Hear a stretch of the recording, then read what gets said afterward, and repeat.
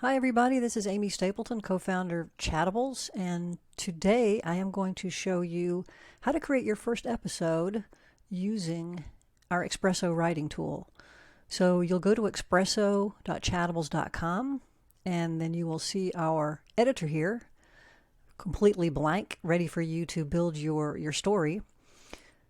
So you'll also notice that we don't have a way for you to log in yet. That's coming soon, and when that happens, you will see a button up here that you can click on and you will log in using your Amazon account. And when that's available, we strongly suggest that you use the same Amazon account that is linked to your Echo device. Right?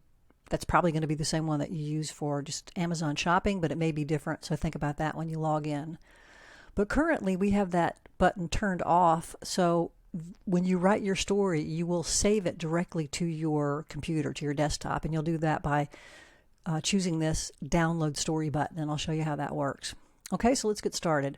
I have an idea for a story and the first episode in mind, and I actually kind of cheated a little bit. I wrote it over here so I could just copy and paste. The idea that I have for the story is that there's a woman named Melissa. She's going to be played by our character Joanna. And I've already written the series log line. Now, the log line is what Joanna is going to tell people in the cafe experience so that they can decide if they would like to hear the story or not. It gives them kind of a preview of the story. So I've written that in this story by the Chattables in-house authors. And normally this is where your name would go, by author so-and-so. Joanna says, I play the role of Melissa, a young woman who makes a startling discovery when she chooses to help out an older neighbor during the COVID pandemic. So that's the log line for my series. And then for this particular story, I'm going to name it Treasure in the Basement. And I also have the log line for the story. And Joanna will say, in this first story, Melissa finds out that her neighbor Harold is not at all who she thought. So basically, she's going to find out that this old guy she's helping out was a treasure hunter, and there's a treasure in his basement. All right, so now what do I do next? I'm going to create my first episode. All right, so I'm going to click on Add Episode, and we'll see that the episode is automatically numbered for me. It's number 1. I can come back later and put some notes in it. But that's my first episode, and I can have multiple episodes within this particular story, Treasure in the Basement. Now, just to make things easier, I'm going to close this vertical bar so I don't have to worry about that anymore, and I'm going to start writing my story. So I'm going to add my first story element. And what I've decided to do in the story, I'm going to come back over here, and I'm going to have Melissa, the protagonist, start out by greeting someone that she meets when she is in the park. So she's going to come in and say, hey, it's a beautiful day in the park.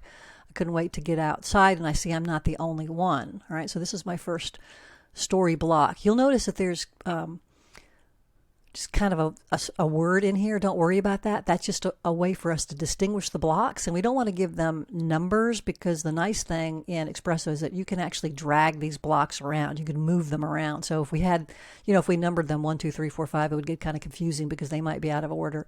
So this is just a way for us and for you to be able to identify the block.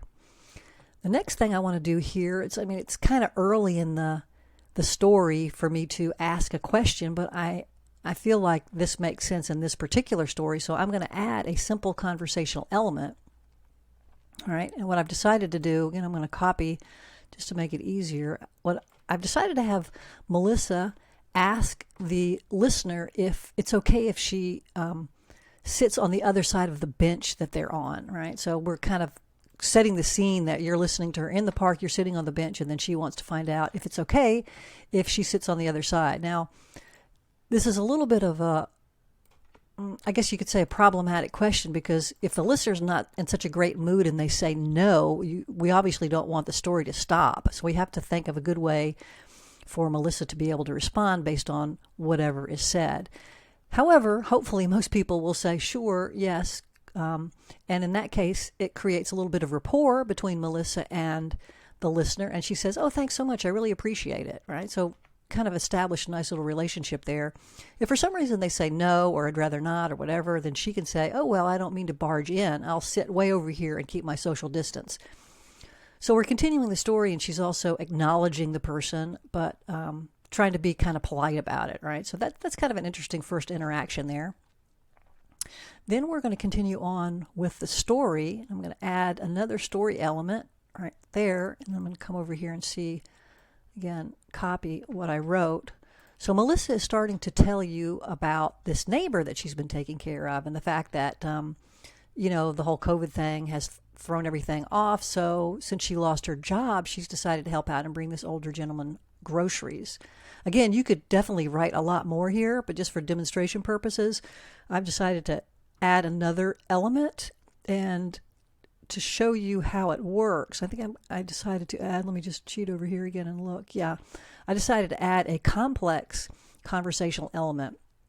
Now, truthfully, I use these somewhat sparingly, but they can be really nice because what they do is they allow the narrator, the protagonist, to ask a question and then ask a follow-on question based on how the listener responds. So you have more turns in the conversation. And this one I've chosen to ask a question about how the person's life has been affected since COVID hit. Right, it's very topical, right? So has your life changed since the COVID pandemic hit? Seems like a natural thing to ask if you've met someone in the park and you're having a conversation. And if they say yes, right? So it's just a simple yes or no question. Has your life changed since the COVID pandemic? Then Melissa is going to respond with, I guess it's the same for everyone. So many things have changed. But let me ask, do you think at least some of the changes have been positive? So you notice I didn't just launch into the second question. I kind of prefaced it with some statements. So you have the liberty of doing that. But this is also a question, and then based on how they respond to this one, you can tailor your affirmative and negative response from the listener. So if they said their life has not been affected by COVID, then she chooses to say, that's great, but does it at least feel like the world is different? Right? Again, she's trying to set up the fact that a lot of things have changed for her, so she's interested in knowing, how things have changed for the listener. Back over here, if they say, she asked, do you at least think some of the changes have been positive? If they say yes, then she'll say, it's strange, but I feel that way too. Since she's met Harold, her neighbor, it's opened up her horizons, and she would probably not have met him if it had not been for COVID. If they say no, nothing positive had happened, then she'll say, I didn't like losing my job, that's for sure, but it's strange. I feel like some of the restrictions have broadened my horizons. So again, it just keeps the conversation going, acknowledges what the person says, and enables Melissa to get a little bit further into or help the listener understand kind of where she's coming from. In this case, right, has your life changed since COVID hit? No, not really, but do you think the world is different? And if they say yes, then she'll say, it feels that way to me too. So that's a pretty simple response that works. If they say no, life is not different, sometimes it's easier to use the tab key to get from one place to the other here if you need to copy and paste. She will respond, sounds like you're one of the few people who haven't been impacted. I'm really happy for you. Okay, so all of that works here, but you really have to think about what the questions are, what the responses are going to be. But I like the fact that it's more of a back and forth, it's a deeper kind of dialogue experience. Okay, so let's say you're going along and you decide, you know what, maybe I don't really like this complex question because I've already asked two questions where they can only say yes or no, right? So maybe you're coming along and you say, maybe instead of this question, I would rather ask an open question. I want to experiment with an open question. So you can add the open question block. And what I decided to do for an open question was to ask, how has your routine changed since the pandemic started? All right, that's a pretty big question, so it may or may not work. We have to kind of experiment with it because we want the listener to be able to respond quickly and not at length. The ideal response would last maybe between 4 and 7 seconds, but it's possible that going along in the story, you could say, hey, how has your routine changed since the pandemic started? The person could have a chance to explain, well, I'm really not getting out as much as I used to, or, I haven't been to a restaurant in ages. So it offers them an opportunity to think a little bit and to respond in a more natural way. Since that's an open question, you're going to need to follow that with a story block that lets Melissa respond in some fashion that's going to work regardless of how the person answered. Now, one strategy that I used in this case is I have the protagonist saying, it's amazing how quickly things have changed. It's really a different world now. So that response is going to work pretty much with whatever someone says here, and then the story is going to continue along. All right, so just to give you an example of how the open question works. All right, so let's say that you think, I really do like that open question better than I like this one. I can just delete this question, right? I just click on delete and say, yes, I want to delete it. Or maybe you say, you know what, I don't want to delete that question. I want to leave it. I might want to use it later. In that case, I just want to move this guy up. So I'm going to take the open question and I'm going to move it in front of the complex one. And I need to move this story block up as well because it fits right after the open question. So now I've just reordered things and my story's working perfectly, right? So there you can see it's pretty easy to add these blocks to craft your conversational interactions the way you want and to move the blocks around. Right? And now one further thing that I'll show you is that you can save responses. So as an author, you need to decide which responses will be useful later. Let's say this is one where I can kind of tell if the listener has been nice to Melissa, has acted positively. So I'm going to click on Save the Response. And this is my simple element. So I'm going to rename this because this will be the name of my variable. And let's see, she asked, can I borrow your bench? So I'm just going to call this as borrow bench. All right, and I'll know that it's going to be like a yes or no. Okay, so that's going to be saved. Let me just unsave this and save it again just to make sure that it got my title here, borrow bench. I'm going to click back on this vertical bar, open it up, and I'll see that I have one story variable saved, and it's borrow bench. And maybe at the very end of the episode, let me add a story block. Let me close this up again. I'm going to add a story element. No, actually, sorry, let me delete that. Let me say I want to add a conditional statement where she refers back to whether the person responded yes when Melissa asked if she could sit in the bench next to her. Now, the way that I do that is I choose a simple conversational element, and you'll see here that I can refer to a previous response, right? Borrow bench. This means the person responded with yes. This means they responded with no. So I can just say,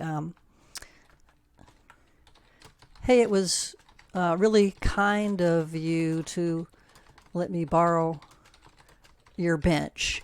And then she can go on with the rest of the story, right? Or she might say, if they said no earlier, it was nice sitting here, and I appreciate our chat. I hope I wasn't too forward in borrowing the bench. Right? So she just acknowledges what they said earlier, and it helps tie the conversation back. And then you add your story element, and she can sign off, say goodbye, whatever she's going to do here. Now these conversational these variables can also be used in follow-on episodes. So once you're finished with episode 1, let's say you want to add episode 2, right? Brand new episode, and maybe you want to start this episode with referring back to whether they said previously that you could borrow the bench. So you do the same thing here. You'll see, okay, borrow bench is a variable from episode 1, and I'm going to have Melissa say, hi, it was so nice of you to let me borrow your bench last time we spoke, right? And then she would say something else but again, try to keep it nice, but acknowledging that maybe they weren't they weren't so happy to have her sit there last time. But that's a way to reuse the variable, and I think that goes through most of what I wanted to show you for how you create your episode, except downloading, right? That's the important thing. So this is a story. It currently has 2 draft episodes in it. I want to download the whole thing, and I'm just going to click the download story button. All right, it's Treasure in the Basement. It's a JSON file. That's the format that we use. Now let's say that you completely refresh this and you're like, oh no, what happened to my story? All you need to do is click on Choose File. So upload and replace the story, just choose File. And you're going to go to wherever you typically stored it. I typically store things in download, so this is it right here. I'm going to choose it, and there we go. I have everything saved, right? So that's how you create your first episode for your story.